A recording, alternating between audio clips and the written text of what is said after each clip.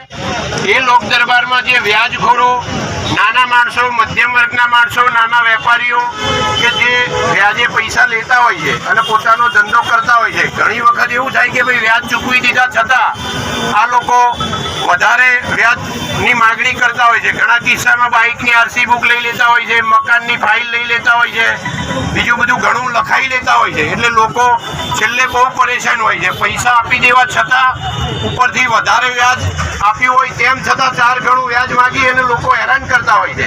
એવા કિસ્સા પોલીસ સ્ટેશનમાં બી આવતા હોય છે.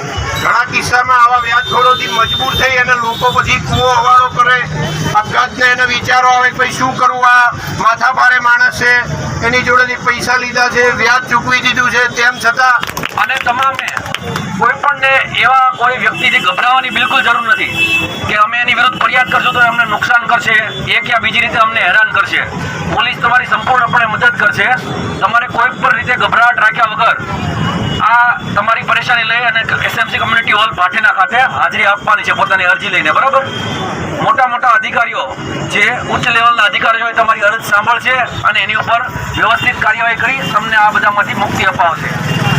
તો કોઈ પણ વગર દાબ વગર, કોઈ પણ ગભરાટ વગર, કોઈ ડર રાખ્યા વગર અહીંયા પોતાની અરજી લઈને આવી જાય. જો તમને આ બાબતે કોઈ પણ પરેશાની હોય, કોઈ હેરાનગતિ હોય, તો એસએમસી કમ્યુનિટી હોલ ઉધના ભાટેના ખાતે હાજરી પોતાની અરજી લઈને આપવી. બરાબર છે? કોઈએ ગભરાવાની જરૂર નથી. કોઈ તમને નુકસાન કરશે નહીં. તમે એમના વિરુદ્ધમાં કોઈ અરજી આપશો અને તમને એવું હોય કે અમે અરજી આપશું તો પછી આ પાછળથી અમને નુકસાન કરશે, તો એ માટે પોલીસ તમારી સહાયતા માટે છે. તો ગભરાયા વગર આ લોક દરબારમાં મહત્તમ તમારા પ્રશ્નો લઈને હાજરી આપો.